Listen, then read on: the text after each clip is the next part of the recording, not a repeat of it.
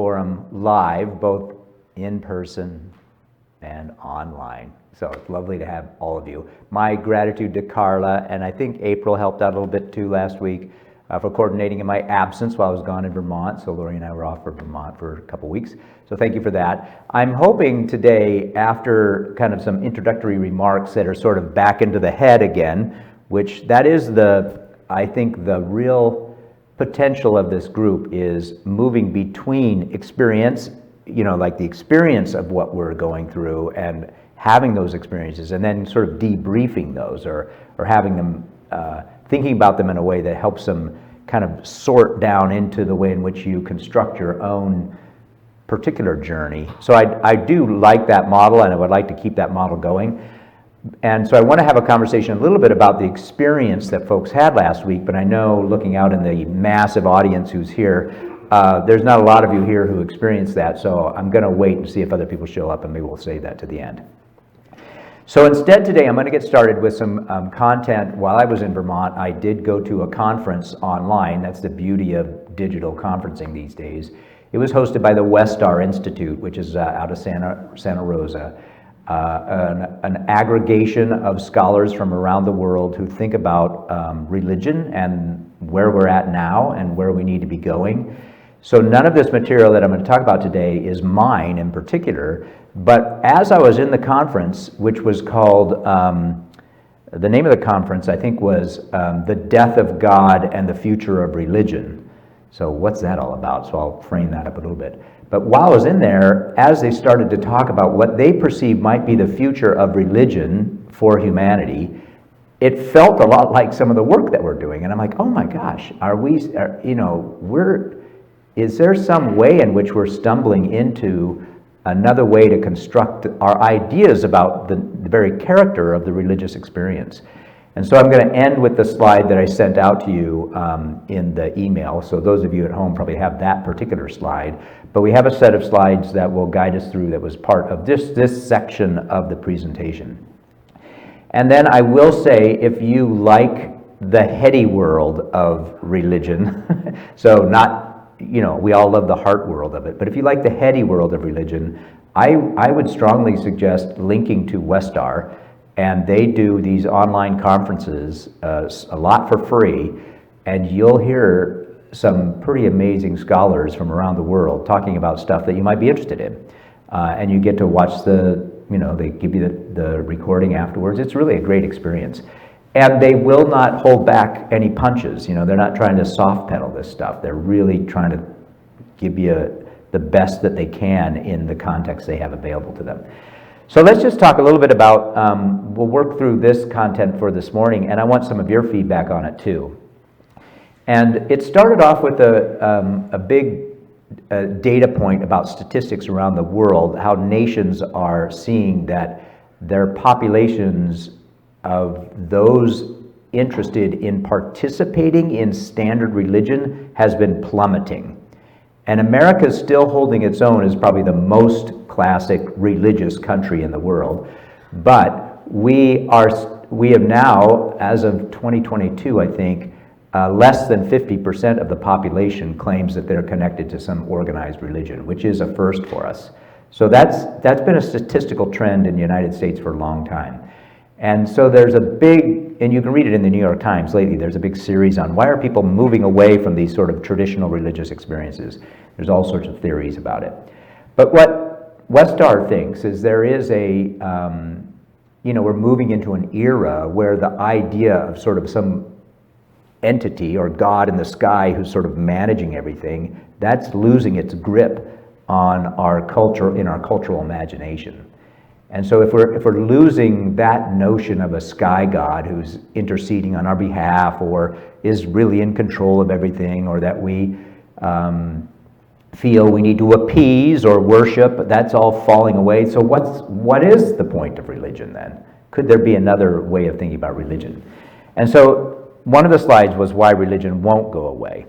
And the guy who presented this, whose name will come to me at some point in this presentation, started with this sort of framing that human beings always require some sort of symbols in order to navigate meaning making, right? And that's the way our we work. We're sort of wired for that. And we have been wired for that for all of the time that we've been evolving, right? We create these sort of symbolic either narratives or images that help us understand our world. And that's partly how we work. So we're never going to lose that need for that sort of symbol construction. So to think about humankind having permission to talk symbolically could be one place that religion still holds forum for, right? How do we do that together? The second one is that symbols allow us an easy access to abstract thinking that lets us think abstractly together. You know, if you think about, like when we meet together and we use a poet's voice, right? That's not just the poet's voice that we hear, but we then fall into the abstract world of the poet, and we are pretty comfortable, right, using it as a springboard to what's going on internally. So we use abstract ideas to do good work together, both individually and collectively. And so religion holds that place where that conversation can happen. And it doesn't always happen in other places. So that's a real powerful role that religion can continue to maintain without being connected to this notion of a God that we have been connected to for so long. And then the other one was sort of moral relationships, that how do we think, like Alan brings this up all the time, right? How do we think together about moral issues when we're thinking about spirituality? Well, it's morality can operate outside of the realm of this conversation, but it is helpful to also apply some of these two top techniques to the way in which we think about morality and how we treat each other in the world. So that will continue to play an important part in it. And then the last one is this idea of understanding our place in the great scope of things and knowing that we're finite. We like this, something about us wants this more infinite backdrop, right? That we're not like just here and then gone, right? There's some bigger story that we're a part of. And humanity tends to like that. I don't know why, but we like to know that we're part of something bigger than just our little slice of time, place, and point in geography, right? There's something greater going on. What is that about us? But that's what the scholars think are one reason why religion, if you think about it in these terms, is not going to disappear, but maybe we could reframe it. Okay? Any just initial thoughts on this? Could you grab the microphone, Lori? And I'm going to have you, any thoughts on each slide, we'll pause and hear what you have to say. So they're using the term religion kind of like we've been calling spirituality. Is Correct. That right? Yeah, right. So, not institutional religion, right? So it's more like remember, if you think about the term religion itself, right, it means to yoke. So what does it mean to yoke yourself to the experience of life, to tether yourself to that experience? And that process typically integrates some of these components. So they're not thinking about religion like what it looks like now, but the collective spiritual life. it just makes me think about how terms can acquire baggage. And that's like a personal experience for me anyway. Like the term, Lord, when I was growing up was very powerful. And then it became like, oh, I've learned enough about what lords do that I don't want that associated with I don't need a lord in my life, right? Yeah, exactly. And then, on and on, the various things. God doesn't have the same kind of movement inside of me. It has negative connotations. Yeah. So religion, as I looked at this, I'm like, religion? Yeah. That kind of is a term like that. And so it's interesting to think about it describing something innate in our human experience, which is what I hear you do. Right. Well, I think to that point, if we just left spirituality as an individual journey, I think that would be fine. But at some point, right, we're collective beings, so we have to figure out a way to, how do you move it beyond the individual to more of a collective? And I think, that's where there may be placeholding religion, that it can't just be everyone for themselves. How do we collectively create a conversation or or a vibrancy out from these trends inside of our sort of human self-understanding. And they're maybe using the term religion. I agree with you. I think it's a hard term. It's really hard to replace all the terms, right? You'll see towards the end, I think he tries to replace some of the terms. Alan? Let me just throw something out Yeah. here. Might be even dumb, but replacing the term religion with belief in supernatural forces, is that too Right, so would you say... insipid or something? Yeah, well, would you say, because I think they would argue that belief in supernatural forces is going away. And I disagree with Alan. on Right. that one. I think I mean, you could do something. Microphone. Yeah. I don't want to repeat what you're saying. What were you thinking, Carla? Well, initially, I was equating that with outside physical structure. Then you shifted the context to a more abstract religion versus church. Right. When I shift that, then it goes to the personal, and then I look and I go, well, there's some things I really do with religious intention, whether it's diet or exercise or a habit. You can do it with Like I'm religious about it. Religious about it. Yeah. So that's a different context. And then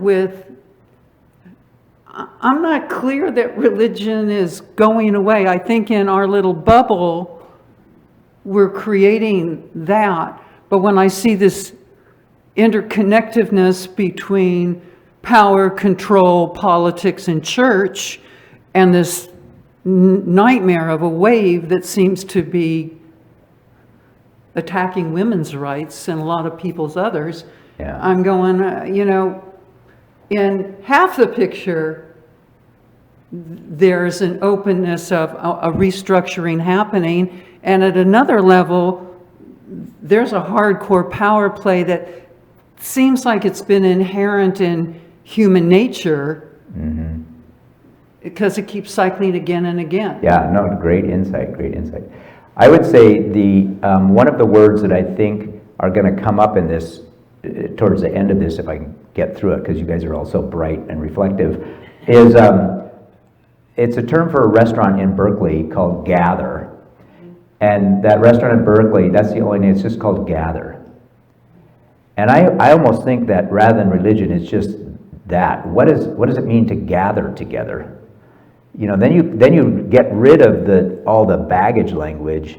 We do like to gather together, and there's something powerful about that. And so maybe church is just gather, which church, the initial term for church, ecclesia, was everybody get together, let's gather together. That's what church means. Let's all get together, have a conversation about. So it's collecting people in community is doing this work, right? So, Alan, you want one more comment before I go to the next slide? Or? Yeah, I was not looking to get into the depth of anything, but Right. just to address Lori's issue about what would be a reasonable alternative Correct. phrasing of what the Westar people are looking to get at. And I agree with Alan. I think and this is what's been kind of insightful in this group, is that while there are trigger words for some of us, those trigger words don't exist for other people, right? So some words trigger us, and we're like, ugh, yuck, I can't go there. And the word itself becomes this wall that we can't cross anymore. I, like Lori, grew up with words that I honored, and then as I explored them, they changed, and now I don't want anything to do with them anymore. It's this weird thing, right? But it's just a word. But it's, to Alan's point, if there's another language set to help you navigate that, it just helps for those of us who it's a trigger. But it's not a trigger word for everybody. All right. So when the sky god goes away, and I thought this was also a very interesting slide, what's left? And this was the way in which they framed the way in which Westar is seeing God moving in world. If we just use the term God as a placeholder, what's moving in world? Maybe that's a better way to frame it. And here's what they came up with. And you've used some of this language in this group. That's why I think it's very fascinating. that just the creative energy of life. Could you, rather than using, what is the creative energy of life? What a beautiful way. Tina uses energy all the time. It's all about energy. And I thought, isn't that fascinating that scholars would finally catch up to Tina,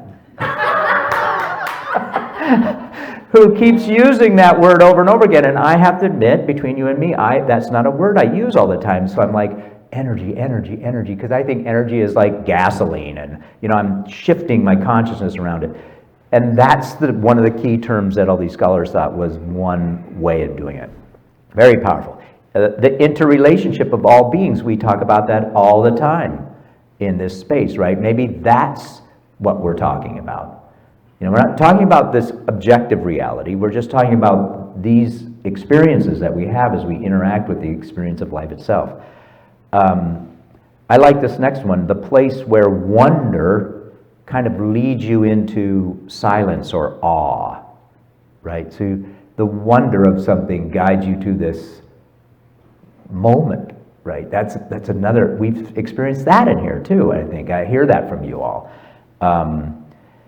The compassion of solidarity with others, that here, feeling the feelings of others, just that experience alone could be what is most sacred. That another great thing. And then the last one is this scholar, David Galston, there I got it finally, says there's times in our life where we feel like we need to express sort of those broken places. Like, when things aren't going so well, it really is powerful to go, things aren't going so well for me right now. And we have, that can be just like this sacred place. So this was driven by a bunch of scholars at the Westar Institute doing research on what they think is the new understanding of the God who used to be the sky God. What are people saying now? And this is the list they came up with. That is freaking awesome, in my mind. Can I just pop in? So I've Did you drink 3 cups of coffee this morning? Because you're very engaged. I love it. I have lurked around the edges of this conference when Dan's been going sometimes, and because he loves it. You can tell he loves it. Oh, I love them. Yeah. This is some dry conversation, at least in my experience. Like you are. I think you do have one of the things that I appreciate about you, Dan, is that you can take those very heady, abstract conversations and bring them to a list like this, and you see them doing the same thing. Yeah. But it's amazing because that's not a list I would have thought they could have generated. Well, and I think I could do this without screwing everything up. Let me see if I can do this without And then the last thing I wanted to say was like that word haunts. Is it interesting? That's another word that at first I'm like, haunts? What? And I'm like, oh, maybe is that kind of what just that intuitive, I have a sense of something? Yeah. Yeah, but it's a different, it has a negative thing, sort of baggage, but yeah. Ghosts. And how much can we say, I'm not going to let that baggage get in my way, right? Yeah. Well, here's one thing I think is fascinating. This is the Westar Institute website. This has changed since I started there. It used to be all about scholarship, and notice this now, navigating the scholarship of religion together. Now they still keep religion in there, which I think is a trip word for many people, but it's clear that the new executive director is trying to do something different. That is trying to invite the public into discourse about the future of religion, and that's new, definitely. So it's scholarship, and then you can read all their upcoming seminars and blah blah blah. But I just found that fascinating. Okay, now I got to get back to the slide. Here it is. Yeah. All right. Let me go to the next one. Oh, Dan. Is that where we stopped? Yeah, the God who haunts. Lori's she's going to become a Westar fellow soon. I know. Yeah, I think, let me see what time, yeah, we're still fine. So, how can we understand this anew? I'm just going to leave the word out now. How can we understand this anew? This is what they think might be helpful. Because we still need these sort of, remember they're using stories now, but he started out being, we all still need kind of creative metaphor, kind of what's a good way to put this? Another sandbox that we can play in that allows us to construct meaning that's outside of or alongside of sort of normal everyday experience, right? So if I experience trauma in my life, I might go to the sandbox of a therapist to help me make sense. I need a narrative world to make sense of this world. So we all are going to need that kind of parallel universe. So what does that look like? Well, the first one is religion, and put whatever we want in there, to gather, maybe that's a better phrase, is to just build relationships with one another, not to somehow acquiesce or construct some sort of belief system or think we're coming together to actually worship some external entity. But just the being together is what the religious experience in the future could look like, is what they're proposing. The second one is to just get over that religion is trying to do cosmology, like literally telling you how the world works. And remember that it's more about a story that helps us understand our world. Like the Genesis story, right? I got kicked out of biology in the 6th grade, I think, because I got in a big argument with my biology teacher that God created the world in 7 days, because it said it right here, right? So I would not back down in class, and so I got sent to the principal's office for being an advocate for biblical literalism. Because if someone had told me, no, Dan, it's okay that this is people trying to understand and tell the story about how the world works. They're not trying to tell you how the world came into being. So getting people over that hump and realizing that any of the work we do around religion is not the thing itself. It's the language we're using to explore the thing itself is a really helpful tool in this new frontier. And super permission giving and all that. The next one is to think about this religion as kind of how do we navigate the world of our emotions, love and connection and tenderness, where do you mature those skills rather than rule-based or dogma-based perpetuation, well, I come here and I'll tell you how to live. So Tina, this is what you do today that's right, and here's the things you should avoid today because those would be wrong. And you're like, okay. Or, Tina, how are you feeling today? It's a whole different narrative. And sometimes I can feel that in this group, right, where you kind of sink down, as Carl likes to say, you're going to sink down in the lower chakras, get into some place that's really got a different energy to it. I think that's what they're talking about. Think about constructing one time during the week, and they would advocate for it not being Sunday morning because they think that's a trigger too, but one time during the week where you get to do that. What an awesome thing that is, right? So the next one is they still think that honesty needs to be integrated into this process, and they don't think it's welcomed yet. We're still struggling with this, that it's okay to say God is, that idea of God is dead now, so don't do that anymore. Why do they say that? Yeah, because I think it's down to the bottom. It's not, look at the third one.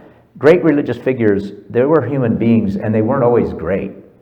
I mean, it's just an admission that we can't create a God that's good enough to work. Because we're the ones creating it, and so it's always got to be this, don't get to the point where you think you can actually get something in place that works for everybody. This isn't going to happen. So they're getting rid of that idea. You don't like that, I can tell, but... It just seems like... Oh, give her the microphone. She always likes to talk without the microphone. Thank you, Tina. Yeah, it just seems... The God does not exist is an arrogant assumption. Whether you say God exists or not, it's still an arrogant assumption that's irrelevant to the existence of God. That's a good... I hear you on that. I don't know what to tell you about that. I think... You remember the song by the Beatles, Imagine? Right? What was it about that song, when you first heard it, that felt so intriguing?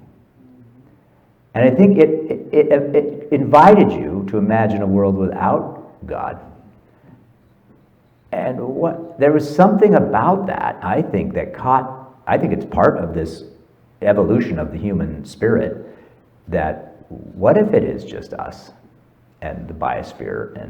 And so I think it creates new opportunities, and that's why I think they go after it. But none of the scholars who join together will tell you that there is an actual physical, there's no God out there. They will not adhere to that. So it can be a bit arrogant on their behalf.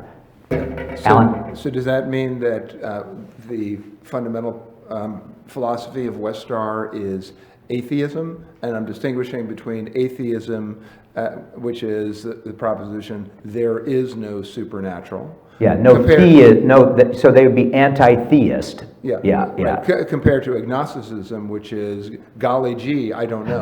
Exactly. Right? Yeah. And so is Westar as between, I guess, deist, which is I believe there is a supernatural. Correct. Agnostic, I don't know, and atheism, there is no supernatural. Correct. Does Westar have one of those premises rather than the others? Well, that's a tough one. I would say they would trend towards the non-theistic understanding of, remember, they're trying to reframe God, so they think there's something going on. Non-theistic deism. Yeah, it's like, so they say there is something, but we've spent a lot of our history constructing a narrative that we become kind of dependent upon. Yeah.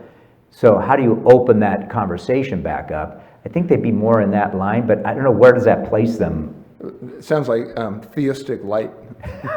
Yeah, like Bud Light. Exactly. Carla, would you say you're advocating for more of a, we just don't know. We can't say if God exists or does not exist. No, is that what you're saying? Yeah. Okay. It's what we think is irrelevant Yeah. to what it is. Okay, good. Yeah. Yeah. And I tend to agree with you, Carla, on that point, Also, actually. over in Marin, there's another organization. Microphone. I swear to God, we just need to hardwire you. In Marin County, there's an organization called IONS, IONS, and they're exploring the cosmos, but they're taking a little bit more of a scientific approach, but still asking these kinds of questions. Yeah. So you might want to just, for comparison, check it out. Yeah, and I would love the website, so do pass that on to us, because I can send that to everybody. I think it'd be worth you all, if you're interested in this, sort of exploring, just go into the website and dig around a little bit. And then the website Carla's talking about, because my sense is that all of you want a spirituality that's kind of well-informed. It's not like you're just going willy-nilly into the wonder of it all, but you're wanting some, like, handles along the way. So what are helpful handles to kind of pull you into this realm? They're available. They're not always available in kind of the institutional church, because it has one model of doing it, but they're out there. Tina. Oh, you're just holding the mic. All right, I want to get to this last slide today for sure. But I think the middle one is just this being honest that, hey, let's just remember, everybody, we built this city called rock and roll. So let's just remember that we built this together. Like the first time I heard that the economy isn't something that's an absolute, right? You construct economic rules that govern how we all collaborate around negotiating trade and services. We build an economy. We built it. It's not divine, but sometimes we think it's divine. We even put God on our money, right? So we got to be careful about that. And so it just helps to go, just remember this is our project. And I think that's just so like, oh, thank God. Thank God. It's not like I got to swallow this blankety blank. I have to participate in constructing it with everybody collaboratively. Yeah, it's much, I like that one in the middle, but I know it gets me into trouble sometimes, because I'm happy saying these things. Last one, practice is still the point. And this went back to, I think, to Carla's point about, I'm religious about certain behaviors, right? So certain behaviors actually facilitate a more robust journey. What would those behaviors look like if we kind of recast them in this framework that Westar is trying to recast? So you still do prayer, but maybe it's more towards how do I kind of center myself and then act and recenter myself. This kind of back and forth breathing in, breathing out, kind of meditative practice, more than trying to appease an entity that's going to alter or modify something that's going on. I mean, I grew up praying not to get a D on my test, right? So I was using God as a personal lawyer. So get over that. What's the point of that time that you spent that you used to call prayer, right? Alan, do you have? I want to move on if you have a point. Well, the last line there, theology converted to the growth of questions, not giving answers. Yeah. I want to try to connect the dots between that and what I think was the very first bullet point, Yeah. which is that religion or spirituality, whatever, is a search for meaning, Yeah. which seems to be also in large measure a search for answers. Yeah. It's a good question. I think the counter to that at some level is, how do you keep the search part as a vibrant, because we're not going to stop evolving. I mean, humankind is not going to stop evolving. So you can't come to, oh, this is it. Almost back to Carla's point, you have to always keep an open door as you kind of leapfrog moments when you have insight to, like, that's something I can hang on to. Well, that's great, but that's going to lead you to the next this sort of hand-over-hand handle as we evolve as a species. I think that's probably what they would say. You can't, I get to points where I think, yeah, this is better for me.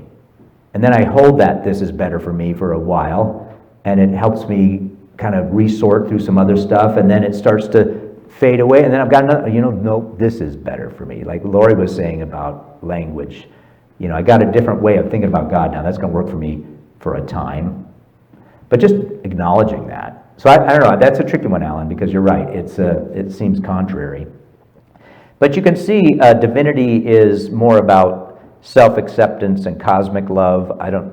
This is partly what they're hearing as they do their research from people, like how are they framing it? But this felt a little bit like some of the stuff we were doing in the Gospel of Thomas even, right? So that there's something about, you aren't, what's a good way to put this? You aren't trying to find what's sacred and import it. You are sacred. If you're part of just this life experience, you are the sacred. The sacred's going on in you. So this journey in and expression out is a part of this process, which is also, I think, super empowering. Anyway, that was what they were thinking about that. Let's see, anything. Yes, religion converted from living with and in and not escaping from. So how do you live into life most fully? I think that's a healthy framing. I am going to share some of this at the other service, but I'm not going to share these slides. I'm going to vet them and come up with, if you think about your future as a congregation and the world is turning towards more of this, statistically, what avenues could you create that might begin to allow people more access to this kind of frontier? Can you hand Carla the mic? Whoever's got it, and then I'm going to go to the last slide. In my personal sense of spirituality or God or whatever, it gives me some kind of personal calm and peace and comfort. Mm-hmm. There's none of that in there. Okay, yeah. I don't know, I have to think about that. I think that is one of the points, right? What's a good way to put this? When you walk into a situation that's chaotic and you can't figure it out, and you're feeling unnerved by it, and then you start to sort out what's really going on, you can feel your body calming down, right? So there is literally, I think, a physiological comfort when you feel like, oh, I get this, I can navigate this. So I think they're saying that the spiritual journey is finding the language set that helps you navigate that. And the benefit of that is peace, is some sort of inner peace. Right? Now, if that inner peace becomes then rigidly associated to your solution, I think that can get a little sketchy. But I do think it comes with that. That's me personally. I don't know if it's in their content, in their presentation. So here's what this is finally then their proposal. And I'm curious which one of these you think works for you. But one is just gathering, and that's where I got that term gather. To gather is solidarity, is to stand with each other. And maybe, like we did, I thought about the experience Chai brought about restorative justice and sitting by the creek and sitting in solidarity with the creek. To gather with the creek and the environs of the creek, that is what we're talking about. To come to soul forum and just be together and hear honestly what's happening for each of us. That's an awesome, why not celebrate that? I think that was pretty powerful. So gathering is solidarity. And I think they put in there solidarity in tragedy, so that's often the case. You think about the history of religions, it's usually when tragedy on a social level is so unnavigatable that some sort of solidarity births another religious system, whether it be Mormonism or Confucianism or whatever it happens to be. They all kind of birth their way out of this sort of dissonance. It doesn't always have to be like that, but I think that's one advantage of it. And then they think technology creates objectification, and they say, gathering creates a deeper level of communication. And I think that's so true. It creates a kind of sense of community. Oh, yeah, and then they use the term ecclesia. To gather, ecclesia is not institution, you're gathering the people. The institution, has to hold enough people to gather together, but it's... Does anybody know Greek history enough to know, because ecclesia is a Greek term, where I think did they gather at the auditorium? Where did they gather? I don't know. But that was the ecclesia, the model of church. Then the next one is kind of learning as spiritual, that it's sharing this symbol system that is linked to our soul's journey. That's what we should be doing together. And also integrating our understanding of where we've been. What is the influence of our historical language or our historical patterns of behavior, or our historical institutions? Not denying it or leaving it, but understanding it in a deep, important way. And then they think, and this is where he heads, and this is also a Greek term, that to be reflective facilitates sort of good activity in the world. And that's where they end. He ended in his talk anyway. The call is just to the good. How do we create good? And I don't know if that would replace God, but what does it mean to live well or to create a good society? And he's trying to find words that might begin to build some of that. So, the last red line, and then I want to ask you where you think you might fall on this. Like, if you could be motivated to participate in the gathering, driven by one of these three, where might you fall? But his last one I thought was an interesting one, and it involves the collapse of the secular into the sacred. And I would even say, like, your life story is a sacred life story. Don't quit thinking it's not. It's like everything is going on inside of you if it's going on anywhere, right? Because you're in it. There's no getting you out of it. So go explore that. What does that mean? I love that last piece. All right, any thoughts on this last slide about where, and then we'll cut it off, Bruce, so you can get on to your next thing. We'll cut off the people at home anyway. We can keep talking a little bit. Any kind of like, where's the draw for you into community? Alan, you're fidgeting. Can you start us off? Well, I'm wondering, is this the Westar summary? Yeah. Well, this is this particular scholar's summary of what the research they've been doing about. So what's the new emerging sense of religion in our culture right now? And that was all that background information. And then they think, well, so what could it look like? And this is what they're pitching. well, I guess I would have to study this a lot, but, on a first reading, it strikes me as a mess. A mess. Yeah. Yeah, talk I'm about not that. impressed. What's the mess? Well, I mean, Not clear enough? What, I mean, when you talk about that? yeah, many things, right? I mean, the consistent the first bullet point is, true some of the time, but, untrue, so much of the rest of the time. That, Yeah. I mean, that's what I mean by mess. Yeah. And most of it strikes me that way. Yeah, no, I think that's good. I think that's probably indicative of where they are. It's a starting point for them, right? Because they're trying to say, what could this look like together? Well, I think it's phenomenal. Oh, so from the mess to phenomenal. I think this whole presentation is phenomenal. And it makes total sense to me. Yeah. That I'm in a different place than a lot of people, but I think acknowledging our individual journey, which is going to be something that you cannot contain in a set of words, in a doctrine, in a philosophy, acknowledging my individual journey, my individual soul's journey is going to be unique, and it's not going to fit into any box, and you're not going to be able to tell me how to do it. Right. Some of the things you say I might go, oh yeah, that fits for me, but your other stuff doesn't work at all. I mean, I think it's a beautiful start of what I think is reality. Yeah. And what's interesting to me is that that's the one thing I've learned in this group, and through all the interviews that I had through the Soulform interviews, is I really thought I would find this thread that could be the uniformity that unites, and I couldn't. And the thread that I find is sort of what you said, is that everybody's pretty dang passionate about their own particular journey.